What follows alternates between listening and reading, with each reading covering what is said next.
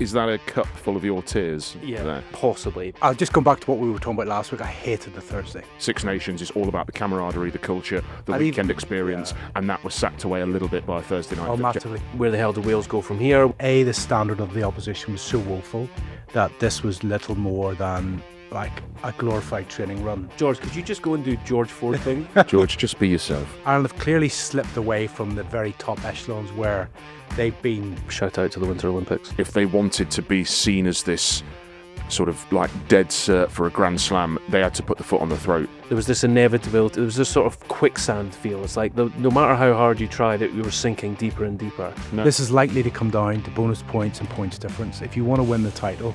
Home to the Emirates Dubai Sevens, Dubai is the ultimate sporting break, with a packed events calendar every year, including the DP World Tour Golf Championship and the Dubai Tennis Championships. There are lots of opportunities to witness world-class sport in action. And if you're looking to have your own active adventure holiday, you'll be spoilt for choice, whether that's hitting the paddle court or hiking the mountains of Hatta. Plan your getaway at visitdubai.com. Hello, and welcome to the Telegraph Rugby podcast, or should I say buongiorno. My name is Alan Dimmock. I'm the commissioning editor for sport here at the Telegraph, and I am joined again for a full Six Nations roundup with Gavin Mayers. Gavin, how are you? Well, yeah. And For this, Charles Richardson. Now, I'm zipped around the names there because I'm sort of putting off the inevitable. But Yeah, I was going to say, is that a cup full of your tears? yeah, there? possibly. But actually, hell of an exciting weekend. And also, Charles, you've had bylines on reports from all three games at the weekend. Yeah, busy boy. You've been covering Busy it boy. all. How was Paris, gents? Yeah, good, wasn't it? Good atmosphere, good pre-match atmosphere, good spectacle as always. You'd say. it was, except I'll just come back to what we were talking about last week. I hated the Thursday. I hated the Thursday fixtures. We've seen French TV come out with, record figures, blah, blah, blah. Guys, honestly, like the Six Nations is about a cultural experience, fans flooding the city. I think we saw 6 Irish fans all day on Thursday. It was grim. The weather was dreadful.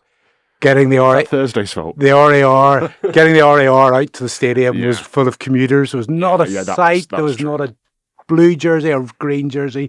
There was no cheering. It may have well worked in terms of people sitting at home on a Thursday night looking for something to do, but wow, just do not do this to us again, guys. If it's Winter Olympics, whatever, we want to see Mariah Carey singing, whatever it is, listen, Friday nights maximum's got to be that, because honestly, we killed Six Nations as an experience, as a cultural travelling experience. It's gone, and you can't. We should have started with a Super Saturday. Yeah, maybe. Can I just clarify my point from last week? I don't think that the Six Nations should continue on Thursday. My point was, I think it's something that the Prem should look at for a Thursday. For the point that we've just made, in that they are desperate for eyeballs, desperate for money, Yeah. and clearly, as you've said, Gav, France have come out with record viewing figures for that Thursday night game, and I don't think, this is a slight tangent, but I don't think that We're all about tangents here. Exeter v Newcastle, where the travelling fan, it's tough for the travelling fans anyway. Yeah. There's no reason why that couldn't be a Thursday night game, and let's get a load of eyeballs on it. But I agree, Six Nations is all about the camaraderie, the culture, the weekend experience, and that was sacked away a little bit by a Thursday night. Oh, massively. And even the day before, a lot of people go the day before, and that just made. And I was thinking of even the French fans based in southern France, where most of them are, like, to get up to Paris. Yeah. It made it a very Parisian night, and the production values were fantastic as ever, and the atmosphere in the stadium was fantastic. But to me, it was. Compare the pre-match with what Twickenham put on, with what Allianz Stadium put on. Yeah. It's chalk and it's night and day. Well, I mean, it literally was night and day because it was an evening kickoff, but it's chalk and cheese. Yeah. Isn't it? And I think one of the things you should look at is the fan engagement as well. The way they have sort of, like, the fans go there knowing what the production is going to be about, and you say the name, the surname, they're chanting. It's just a pre-engagement of the supporters way before kickoff. Yeah, and it feels so artificial at the Allianz when that brass band when there's an injury, and then it's like, oh, get the brass band playing, and then Fleetwood Mac Everywhere comes on every week, and it's like, it just feels so forced and stale. Whereas in France, it feels real, and it feels like it comes from a sort of human experience rather than something artificial. Well, we're going to rejig the order here a little bit, so we're going to talk. We'll obviously get to that game as well, but we're going to lead off in a minute talking about England and their strong performance against Wales. where the hell do Wales go from here? We'll cover that. Gav used the word flooded earlier, which probably aptly describes how Scotland floundered around and flailed around in the rain and the pitch, and the standing water on the pitch. Thankfully, Darcy Graham was okay in those big puddles. So we'll get to all of that. But first up, we're going to talk about England 48, Wales 7. Okay, gents, Gav, a comfortable win in the end for England. Do you think, from Steve Borthwick's point of view, couldn't possibly have started any better, could it?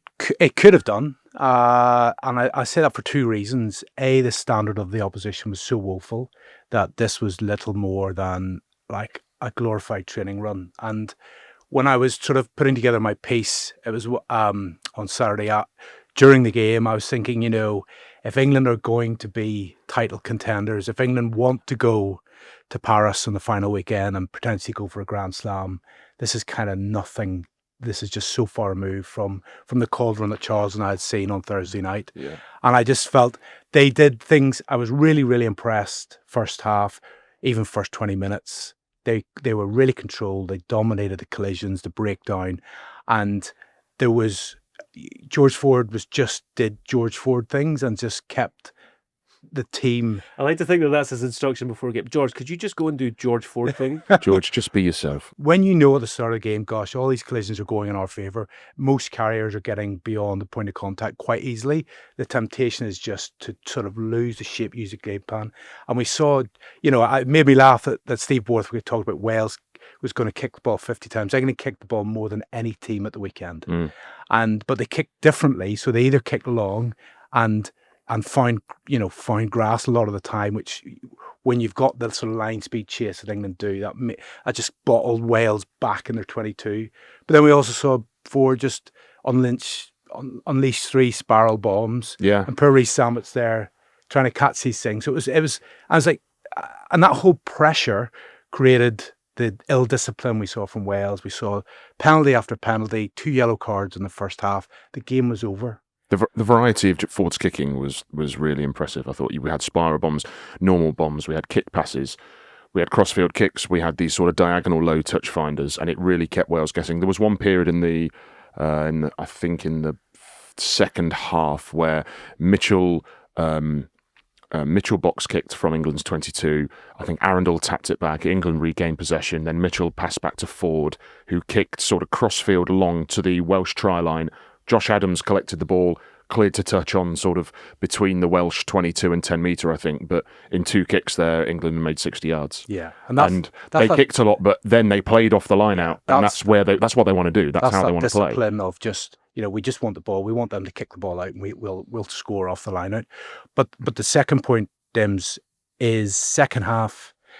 The bench didn't have the same impact that we've been used to them having in the autumn. Okay. And we saw Marrow yellow card, Tom Curry yellow card. 10 seconds. I do feel for Marrow Itoje there, because he came on and it was like team warning. The team had already been warned. Yeah. Poor Itoje, who's had a hell of a week and didn't. If you're not aware, Marrow Itoje, obviously England captain, Lions captain as well, didn't captain the side this week because of the bereavement that he'd had in the build up to this. He hadn't had a full camp experience, so he was to come off the bench in what should have been quite a heartwarming moment. And he comes on, and straight away for guddling the ball, he gets a yellow card, and it's like, well, you're wearing that one for the whole team. Yeah, cheers. Zero sympathy from Pierre Brousset, the French referee. Yeah. But just that overall tone, I think that they just like France did the same a little bit. There's an inevitability when you have the game won, the intensity drops a little bit. But there was just a bit of sloppiness about the play in the final quarter and the discipline. And you can get away with that against this Wales team. Dims, I think the point is that I think ahead of last Wednesday, I think we said that France were probably favourites for the tournament. They certainly were favourites with the bookies for the tournament and for the Grand Slam. After having seen both France and England play now, with it becoming a little bit of a 2-horse race, I don't think that's necessarily changed. I think England, if they wanted to be seen as this sort of like dead cert for a Grand Slam, they had to put the foot on the throat in that second half against Wales, I think, and be really ruthless. And although they won comfortably, they only won that second half 19-7. or something. That was the second half score. And I'm getting ahead of myself here, but you could say the same for France because they sort of took the foot off. 100%. And I think it was a bench thing as well. I think we said that at the time. The French bench came on and didn't have anywhere near as big an impact as it was having at the last Six Nations. It was similar to the South Africa game in the autumn, where they came on and they lost their way a bit. And I think the English bench was the same. I suppose it didn't need to. And maybe if you were playing a better opposition, the bench might have had more of an impact because the game was won. You know, we saw Genge hooked at half-time as a precaution because the game really was over by then as a contest. And it was great, by the way, to get international minutes in Trevor Davison and Bevan Rodd, wasn't it? As long as they played, because again, if that was France at home to start with, I can't see Bevan Rodd and Trevor Davison playing for as long as they did. So this is all part of the development. However, I think given how poor Wales were, there could have been a little bit more ruthlessness to England, and certainly I think there could have been. It could have been a far bigger scoreline, really. And this is being hypercritical, but the scoreline could have been a lot worse. I mean, Wales in the first half were a total shower, and there's a piece actually on the Telegraph website about that first half, and it was a complete capitulation, really. And England could have been more ahead at half time, really. They actually butchered a few opportunities, but they were creating them, which is really positive. I will come back to Wales to talk about that and the sort of cultural impact really of where we are at the moment. And obviously we're only a week into the Six Nations, but the signs are ominous already. Gav, though, a couple of names thrown out there. The one that I'm interested to throw at you, because knowing how this England team operates, personally, I wouldn't be surprised if Henry Arundel, after scoring all those tries, is suddenly not picked the next week because of the way that things turn around. What did you make of his performance and where he fits in? Obviously, there was a bit of rejigging with the England team with Faye Woboso coming out and all that sort of jazz. But impressed with him? Do you think he stays? I guess from looking at Thursday night as well, Louis Bielbury, he has pace that really makes it's frightening. It's frightening, and his challenge is really to develop his all-round game. So, like, work rate off the ball, his aerial presence, things that are really, really important to how England play at the minute. But what you can't deny is, like, to have the luxury of someone with his pace and someone, when you have the vision of Ford and Fraser Dingwall, to sort of, it can be as simple as he's in space, is a half a gap. That's all he actually needs. So to bring that kind of finishing X factor is a dimension to this side that Borthwick knows he has. And the question will just be, I guess it depends a little bit on like how Ollie Lawrence is and the midfield option. They can move Freeman. Like, I really like Freeman. I said this last week. I really like him as a 13, and I thought he did. He showed us like his stats are off the charts from the weekend in terms of his carrying meters. He carried really well in contact. Yeah, he's strong. It's like, he's actually, I think, deceptively strong, and he's, for a wing, maybe stronger than he is quick, if that makes sense. Like, I'm not saying he's slow by any stretch, but he is strong. He carried in that midfield almost like a traditional sort of crash ball 12, and he got over the game line. And you look at say where the England pack is lightest. It's like having those menacing carriers. So when you have a guy there already waiting in the midfield, and during the game, his ability, he can go to the wing, as he did. We saw Ben Earl step into the midfield. So that's the flexibility when you're looking at a 6-2 bench. Freeman is already there as one guy who can switch. So, but no, listen, Arundel, he finished well. I think, like, if you're analysing the game, scoring a hat-trick doesn't really mean very much. Yeah, and he said they were walk-ins, didn't they? They were it's it's the build-up. Oh, I've scored another walk-in. Another walk-in hat-trick. You got to be in the right place at the right time, and he has gas to burn. So that's one area where that'll be really. If you look at this team selection for Murrayfield, it will be. That's the most interesting thing. Does he stick? Does he twist? He was there, and they could have rearranged things a little differently if they wanted to. Even for last Saturday, but my gut feel is they might just keep things as they are. What, and bring Daly or Murley onto the wing instead of Faye Woboso? Do you think? And keep Freeman at 13? Yeah, no, I mean, I could see Arundel staying. I can as well. I just wonder, Murrayfield, apparently it's supposed to be 2 degrees. It's tricky. When aerial work is not necessarily his strength defensively. In attack, he was very good at those tap-backs, but defensively, I just wonder whether they might rejig. But I wouldn't be against them sticking. It's going to be, there's going to be a real debate. You're probably going to have Lee Blackett and Steve Borthwick chewing the fat over this about what. Maybe disagreeing. Maybe disagreeing, maybe coming to an agreement on what is needed. And we have seen Borthwick happy to adopt that horses for courses scenario. We've seen Freddie. He's gone with scoring a hat trick will not keep Arundel in this team. No, definitely not. And in no way. We've seen him go with Freddie Stewart in Murrayfield because he knows what's going to happen in terms of the aerial stuff. Can I give a shout out to the front five and what I expected you would Borthwick and Tom Harrison have built there, because we've basically got to a point where the front five was an incredible weakness of England when Steve Borthwick took over. You had ageing but very good props in Dan Cole and Joe Marler, who were still on the scene, and second row depth was dire. He's now got genuinely a prop injury crisis, and it doesn't look like a crisis. You've got Joe Hayes, who is probably the most improved player in world rugby in the last 12 months in any side, I'd say. And you've got Alex Coles, who isn't far off either, who's starting a test for England looking a complete test match animal, in inverted commas. And Maro Itoje on the bench, even without George Martin, didn't look like they didn't miss him. I know it was against Wales, but they didn't miss him as much as many would have suspected. That benching Maro 2 years ago, even against Wales, would have been completely unthinkable. Whereas now, I'm not saying the pool is deep for second rows, but it's certainly a damn sight deeper than it was, and the same in the props, and it's going to need to be. And I think they've done a really good job there. I tell you what, it's a hell of a feather to have in your cap heading into a Calcutta Cup, because I think I've said it on this podcast several times. One of Scotland's great weaknesses is the fact that front row, certainly, depth is akin to my depth of knowledge on monobob. Shout out to the Winter Olympics. So it's getting those minutes and winning minutes into players is going to be crucial. Charles, can I stay with you for Wales? Because it feels like, okay, we were sort of expecting an England win for this game, certainly heavy favourites with the bookies. A lot going on in Welsh rugby at the moment. Mm-hmm. Players trotting out on the field not knowing what their professional future will be, because how many clubs are there going to be going forward? With that terrible first half, what do you think the impact is of this? Because they're going to be rolling into next week. It doesn't get easier. No, that is the game next Sunday that they would probably want least, being honest. It's an opportunity for them to stand up and be counted, I suppose, against what objectively is probably the best side in the tournament.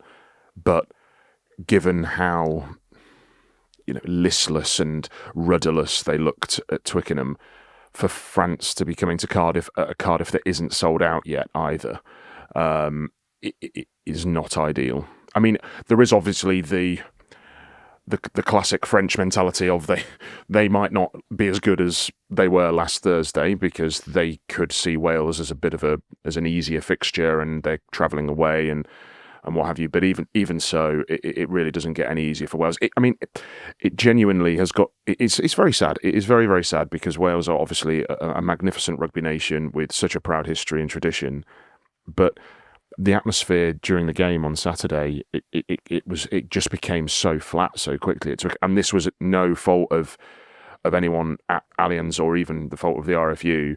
It was just because the game was over as a contest. This similar happened in Paris, actually. The game was over as a contest by half-time, and it just killed the atmosphere, stone dead. People were just basically talking among themselves. And at what point, genuinely, people were saying, they've paid 3 figures for tickets for this game, and it was basically done in 35 minutes, and everyone knew it would be done in roughly that amount of time. At what point can the RFU not charge that amount of money for Wales fixtures? So Oliver Bryan wrote at the weekend, just how sad it was to see this demise of a nation that's become synonymous with this tournament. Unfathomable, really, to see them not have an impact somewhere. You asked me last week what we should expect from them, and I said it could be clunky. England could be clunky as well, because it's the first game of the tournament. But you'd expect a bit like when Borthwick went into England ahead of that World Cup, when Borthwick went into Leicester and there were shambles. You just go back to basics. You get the foundations right. You get the fight back. You get the animal back. You get them fit. You get them physical. And that's what I said last week that we expected to see from Wales. And in actual fact, we saw the opposite, which is concerning. And Steve Tandy and Dowie Lake afterwards looked absolutely gutted with that first half. And they sort of, they said themselves, didn't they, that it was not an acceptable first half performance. There was a little bit, as I've already alluded to, a little bit of a fight back in the second half, but the game was long gone by then. So what can they do against France? Well, discipline's one area where they can. That's massive. one area where, that's within your own control. Charles talks about the sort of the intensity, the thing that was the sort of thing for me on Saturday. It just, of all the great England Wales contests we've seen over the years, there was just. And I've seen it one sided the other way as well. Yeah.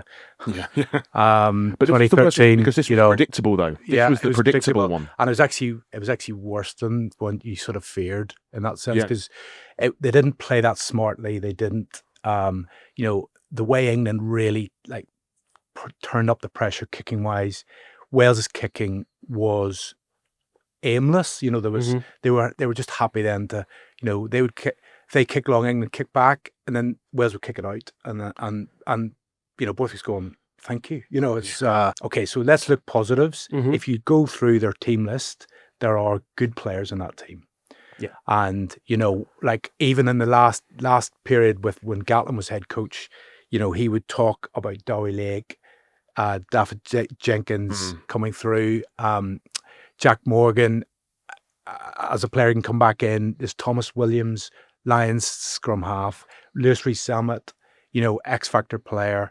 I completely agree with all of that, but doesn't that in a way, ironically, make what happened at Allianz even more troubling? Is that we were there going, there are some really good players in this Wales team. We watch them in the Prem. We see Nicky Smith, we see Rhys Carey dominating the Prem, we see Thomas Williams dominating the Prem, Lewis Rees-Zammit tearing it up. And look at them. Yeah. I think the only thing, Charles, to bear in mind is the going away. Twickenham is a really tough place to go. Yeah. And if you are not super confident, if you're going there with doubt, and can we actually perform, that can collapse all around you pretty quickly. It's what makes the Six Nations great. We were having this chat before France Ireland. If Leinster were playing Bordeaux away, you'd be thinking, oh, this would be quite tight. It's the Six Nations. It's different. There's 80,000 people in Stade de France. The tournament itself brings its own pressure, and it's so hard to win away from home. And that's one thing, is if you think of let's be positive. Mm-hmm. If you're playing at home, and they need to just try and,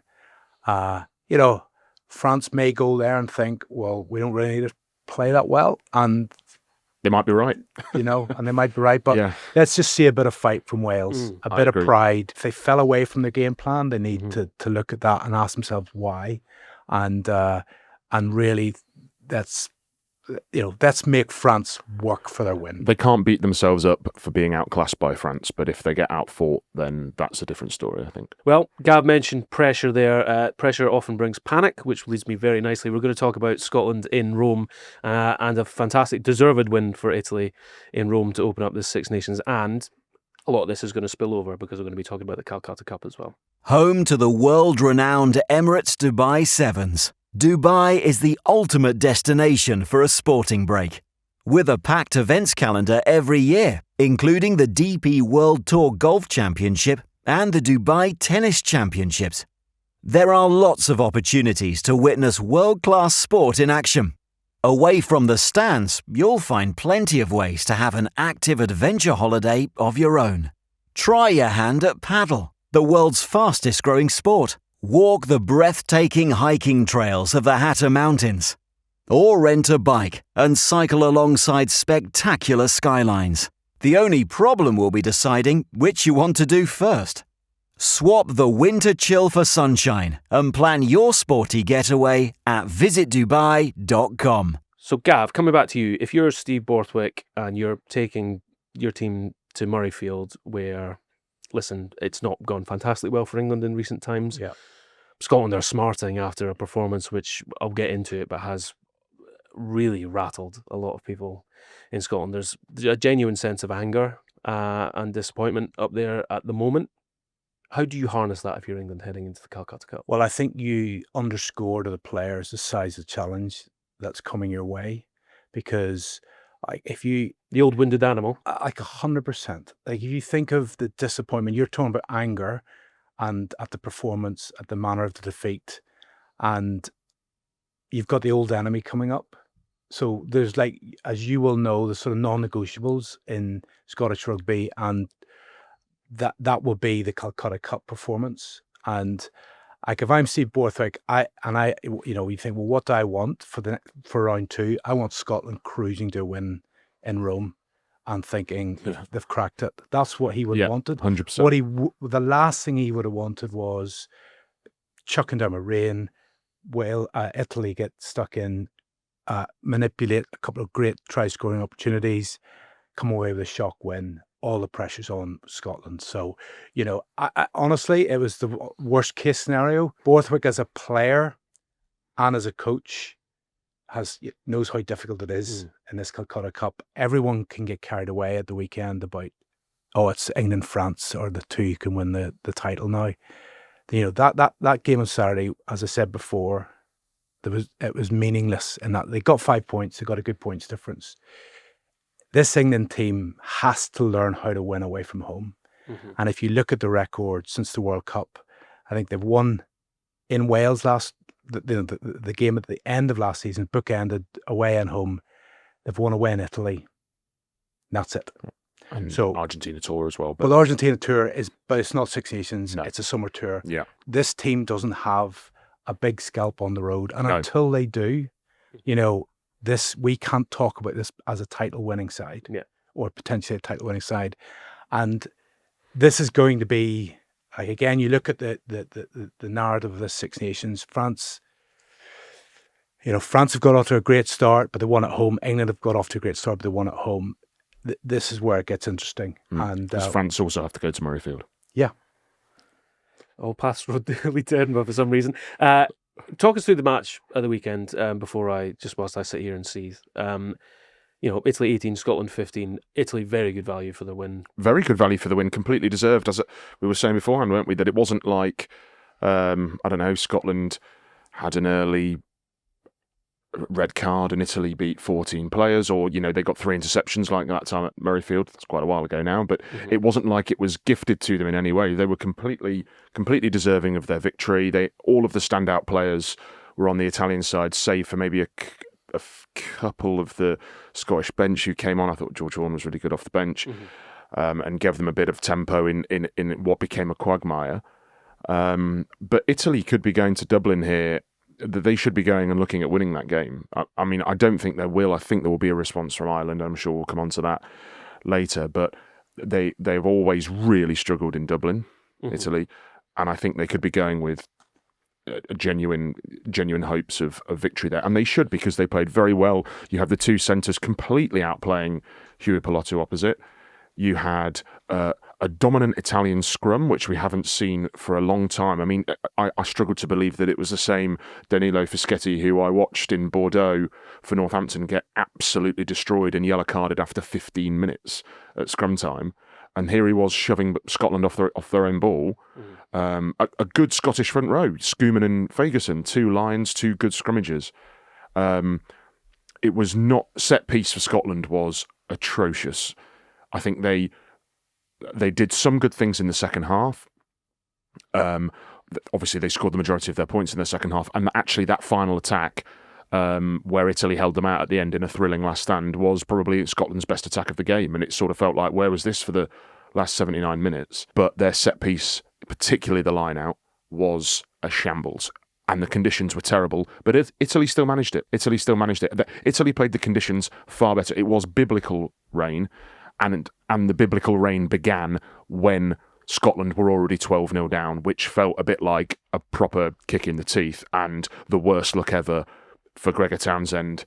Pathetic fallacy moods after a week in which there had already been a lot of pressure on him because Dan. Can we stay on that? Yeah. Yeah. Could you just explain a bit more of that? Obviously, our colleague Dan Schofield revealed last week that he had agreed to join Newcastle Red Bulls after the World Cup. I think everybody thought was predictable because he's there in an advisory role. But obviously, we revealed that it is a done deal. But then it was pushed back by Townsend at a press conference on Thursday, and then there was all of this chatter. The whole build up to the Italy match in Rome was about him and his future. Really, he needed a win on Saturday, and he didn't get it. And it all feels quite dispiriting now in Scotland. And you will know, north of the border, you can sum up the thoughts of Scottish people better than me because you are one. So what do you feel about it? Yeah, it's certainly... Well, it's an interesting segue, so I'm going to get into this. But just at the weekend, it felt interesting. There was an eerie similarity to the autumn when Scotland, when things started turning against them against Argentina, when they were so far ahead. There was this inevitability, there was this sort of quicksand feel. It's like no matter how hard you tried it, we were sinking deeper and deeper. And it just felt like having to turn backwards constantly feels like a real Achilles heel for this Scotland team. And as soon as Italy got ahead of them in that respect, it felt like Scotland were scrambling the whole time. I mean, may as well have blindfolded everyone at line-out time, it felt like. Yeah, no. And just chucked it in grenade style. Speaking of line-out and hookers, George Turner, I think, was quite lucky to not have a 20-minute red for that clear. So that was actually something in Scotland's favour that sort of helped them, a 50-50 call that helped them, and they still couldn't get over the line. Yeah. I think this Saturday, Gregor Townsend is sort of damned if he does, damned if he doesn't, because, as we were just saying before we came on air, we know that this Scotland team can get up for England at home. We know that this Scotland team can beat England at home. Whether they do on Saturday or not is almost irrelevant. But using that as the single benchmark is just not... Beating England on Saturday proves nothing about this Scotland team. I mean, don't get me wrong, they'll still want to win and they still need to win. But it proves nothing because we know that they can do that. We know that they can get up for that game. We know it's the old enemy. We know they come alive in that fixture. But the criticism is that they don't come alive in the other fixtures, and unfortunately, they're still not. So it's an interesting one. There is genuine anger up north as well in people talking about how can it go on like this. Franco Smith is there; he's ready to go. And by all accounts, he wants the job. He has ambitions to coach internationally. He has done a fantastic job with Glasgow Warriors. It felt like, okay, well, let's see where we are. There was a perfect opportunity to change things in the summer. Here we are. We're going forward. Gav detailed last week how he got a sense that there was a real positivity heading into the Scotland's fixtures for the Six Nations, and it starts by stepping on a landmine, and you're running to catch up. And I find it quite insulting to be told, well, there's a narrative brewing south of the border to try and destabilise Scotland, as if your own fans aren't really disturbed by the way the direction that's going and the stagnation. As part of Gregor's denial of our story last week, he said that we had timed it deliberately to destabilise Scotland ahead of the Calcutta Cup. As opposed to just covering the news. Exactly, and let me tell you, Gregor, that's not how the news works. But it's a nice theory. If we assume that there's some sort of conspiracy out there, I've got a letter here from an 11-year-old Scotland fan, Murray Drummond. Thank you very much, Murray, for taking the time to write this out. And he's really nice. He's detailed his take on the game and where it's gone wrong. There's an awful lot of mentions in here of the line out being absolutely diabolical, thank you very much, Murray, for sharing this, and you've done a fantastic job of breaking it down into sections and what they can improve on. Line out is mentioned in here. Decision making could be better, but I'm just going to read you out his summary here. And I thought Scotland had one really good chance, but I felt disappointed about where we were, defeated by Italy, because I know we can play much better than. I think it might be time for a new manager because he has the best Scottish team in history and is still making mistakes. And there is a genuine sense through the generations for Scotland at the moment that if you're going to throw around phrases like the most talented team you've ever seen, there's got to be signs of improvement. And at the moment, it doesn't feel like that. Now, things, who knows, the mood could magically transform in a phenomenal week that stuns everyone and it rolls on from there.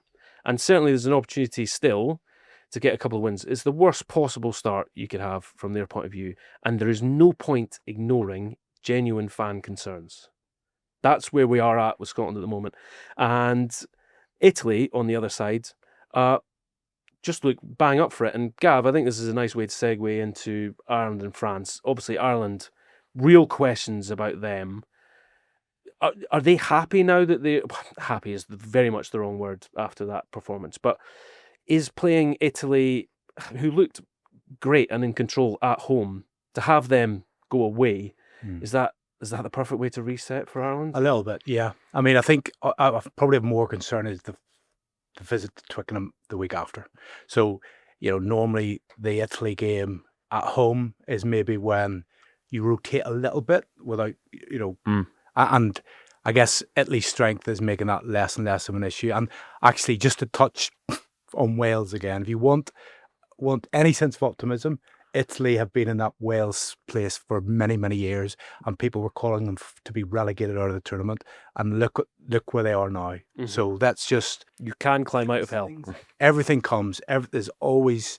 Teams struggle. At the minute, Ireland have clearly slipped away from the very top echelons where they've been, and you can arguably overperformed given their playing numbers and things. But they are in a place now where, having Italy at home, there is a chance to go, okay, do we try and bring a couple more players in? Like you can see, like we talked about George Ford's influence on Saturday with an utterly dominant pack in front of him.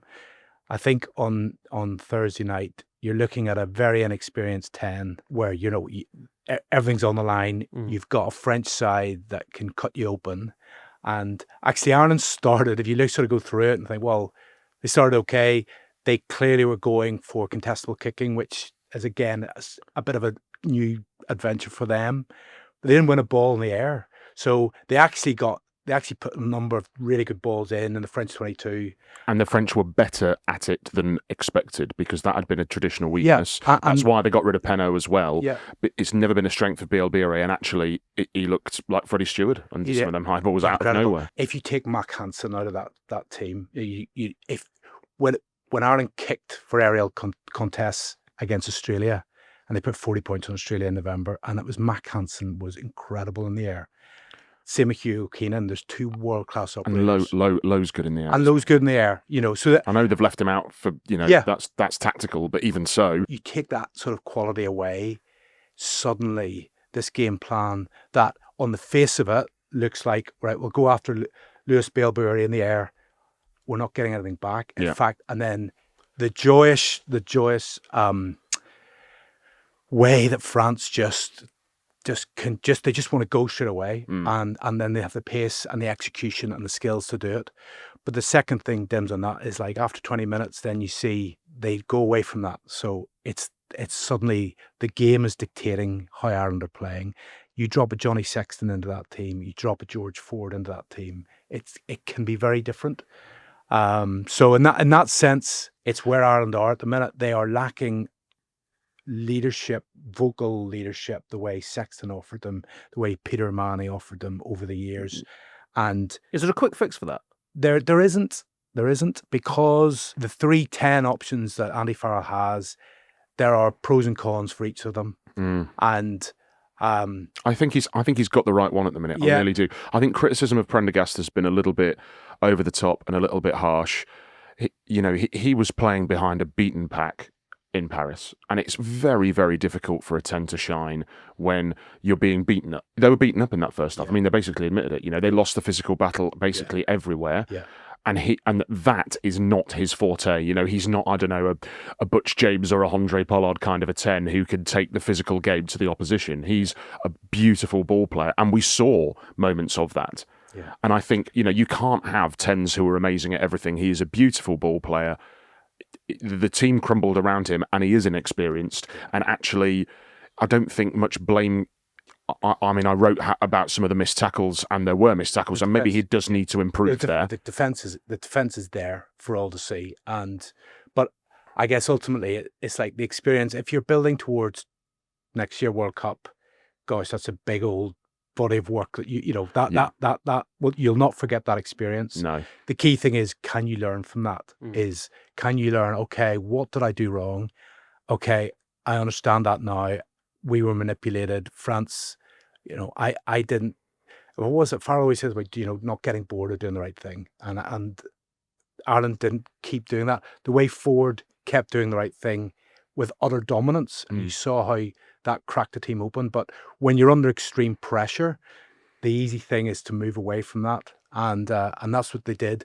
And I think it's funny, Dims, if you look at the last 3 Lions tours, generally France win the Six Nations after a Lions tour, but Ireland have always performed really well. And part of that has been because of their player management. So in the past, all the Irish Lions would have had 10-week break coming back. The boys in the Premiership were starting and thinking, but this tour, I think because of Ireland's huge number of players, a huge number of the coaching staff being there, it seems to me that you look at the likes of McCarthy, Van der Fleer obviously was on the test side, but a lot of the guys, James Lowe has lost form. A lot of the guys, Dan Sheehan is another one. You think, he is, was the best hooker in the world. He's not playing like that. No. So there seems to have been, I think Ireland have probably paid the biggest price for that Lions tour. But it's such a big question now for this week is, do you stick with them to hope that against an opposition that they will be fancied to beat, that they can discover form in that match, or do you twist? Now, Andy Farrell's never been a massive fan of twisting. And I think the other thing... But who did you twist to? Yeah. So the other thing, if you look at the Friday night... But you've got to get caps into guys somehow. The Friday night defeat. England Day, Ireland Day. So that was all the next cabs on the rank, and they were out-muscled. So, and Andy Farrell was there on the ground, and you could almost just feel the doom in the stadium. Nobody was sitting either side of him, were they? It's like, for their own radiating volcanic. The way Ireland have succeeded to punch above their weight is like the workload they do, the prep, being more intelligent than the other play. Having cohesion. All those things are true, but at the minute it's costing them, because at the minute Leinster are not playing as well as they've been, and when that drops off, and there's been discussions in Ireland, about skills, like the Leinster focus in the last year has been on defence, and there's a feeling that the handling skills, that when Joe Schmidt came in, he said, whatever we are, we're never going to be the biggest athletes, we're never going to be the quickest athletes, but we're going to be the best handlers. And that was a kind of New Zealand mindset of, we are doing passing drills every day. There's been a strange narrative that's grown around because there's such a reliance on Leinster. I've heard people chatting over the weekend. It's like, maybe the sort of defensive mindset of Leinster's seeped in, and that Neo Naber might have a view on this, bringing this. And I was like, I have no idea where this comes from, or if there's any basis to it whatsoever. Yeah, you just brought that to mind. He'll end up in South Africa next year. So. Yeah. Well, I mean, the wider point on that, just very quickly, is that the provinces have not set the world alight this season either. Ulster have looked better than the season before, but Leinster have not looked the same beast. Munster looked really good at the start of the season and have massively dropped off. And Connacht, they're the smallest, and they struggled at the start, but then they've had a couple of good wins, but they just don't have the player pool of the others, and I think there's something in that as well. Oh, massively. And Tim's, what I'd say is, you look at changes. So my gut feel is he'll probably stick with Prendergast, because to drop him after that, if you're talking about building a guy's confidence, that would be quite a devastating blow.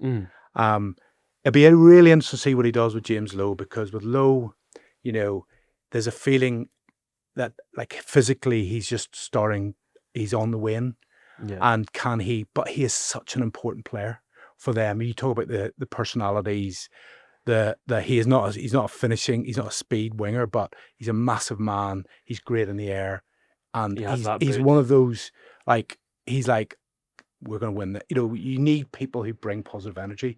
Whether him being omitted for the week was the rocket that he needs to get his performance back up, we shall see. Otherwise, I think Gary Ringrose, that's the other Lion I'm talking, when I talk about Gary Ringrose, is just not the attacking threat that he's been. And, you could see maybe Jimmy Osborne going into the midfield. There's Jude Postlethwaite at Ulster, who's, looking really promising coming through. And the other guy I'd really love to see is Adogbo, who's the Munster lock, who possibly could come onto the bench and again bring... Italy would be the game, wouldn't it? Brilliant. Gav mentioned positivity there. Just very quickly, we have to talk just a little bit more about France. Obviously, irresistible at points against Ireland at home. Just looked like a juggernaut. Yeah. I actually found myself in the office trying to find out what the French word for juggernaut was. Couldn't find it. But don't ask me. Them rolling on now. Obviously, they will be fancied to win against Wales. It's kind of the same question. Do you stick or twist for France? Fabien Galtier? I think he will largely. Well, I think his arm is going to be twisted no matter what, because it looks like they've got a couple of knocks and a couple of injuries. Mainly at 12, it'd be interesting to see what he does at 12. I think Joran Moefana is out, and then Calvin Gog, who came off the bench, is also out, who is their other 12. So they might have to look at a complete rejig in the midfield. But Aldrit, Penaud, Fiku, all still left out. They've not been recalled.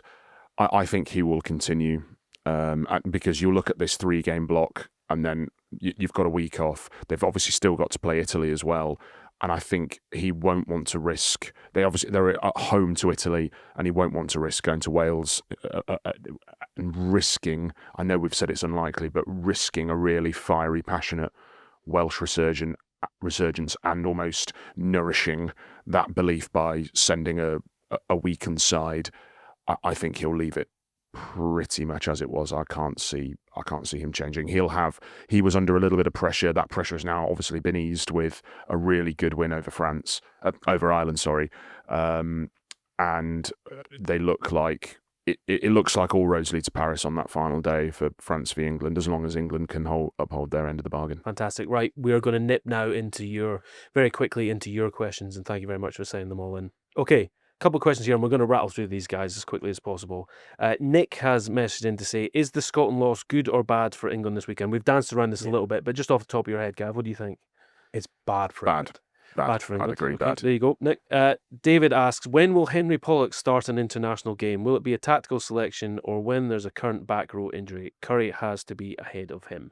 What do you think? Because it feels like you can feel mood changing when he comes on. No, I agree with that. Curry's obviously ahead of Pollock. I think it would have to take, as things stand in this championship, if we just the nearish future, it would have to be an injury. I can't see a tactical reason for Pollock. If Ben Earl got injured, maybe Pollock starts at 8, but they might look at Cunningham South. They might even look at Fisselau because he's an out-and-out number 8. It would have to. I can't see any world where Pollock starts tactically in this Six Nations. Counterpoint: if I'm a TV executive, I want as much Henry Pollock as possible. Yeah. What do you think, Gav? For your older readers, David Fairclough. I don't know what that means. What? You don't know what that means? No. John asks, in relation to France, should they put out a week in 15 and concentrate on the tougher games which lie ahead? Now, you've talked about this a fair bit, Charles, and whether they should. But obviously, again, if you're running this tournament, by no means do you want any weekend team whatsoever sent out. Absolutely. And there's inevitably going to be some rotation this year more than ever because of the second fallow week going. So that will come into it. But honestly, I don't think any team can really afford to do it either. This is likely to come down to bonus points and points difference. If you want to win the title, if there's a game, and it's we see it in the World Cup pools as well now. The old days of you're playing Chile, it doesn't really matter. It does matter. So yeah. I think it's the same in this. Agreed. The flip side is, if England were going to Cardiff this Sunday, would Borthwick rotate? I don't think he would. And that's the flip side, isn't it? You've got two teams who have very different dreams, mindsets. Dreams, well, yeah, but they have maybe not with Galtier actually, but dreams of going for a Grand Slam. It could come down to 9 p.m. local time on the last day. It's an intoxicating thought to think you might be the most dominant team in modern history as well, roaring to a Grand Slam. Well, fantastic. Stay with us here at the Telegraph Sport. Obviously, huge weekend ahead. We've got the Calcutta Cup. We've got France versus Wales. We've got Ireland versus Italy. A huge amount of eyes on the match at Murrayfield this weekend, of course. Thank you very much to Gavin Mears for offering us his expertise. Thank you very much to Charles for being Charles. And you stick with us because these guys will be giving you fantastic coverage through the week, and we've got plenty of good stuff heading your way. Also, if you get the opportunity, drop us some lines, like and subscribe, all of that good stuff. See you next week. Home to the Emirates Dubai Sevens, Dubai is the ultimate sporting break, with a packed events calendar every year, including the DP World Tour Golf Championship and the Dubai Tennis Championships. There are lots of opportunities to witness world-class sport in action. And if you're looking to have your own active adventure holiday, you'll be spoilt for choice, whether that's hitting the paddle court or hiking the mountains of Hatta. Plan your getaway at visitdubai.com.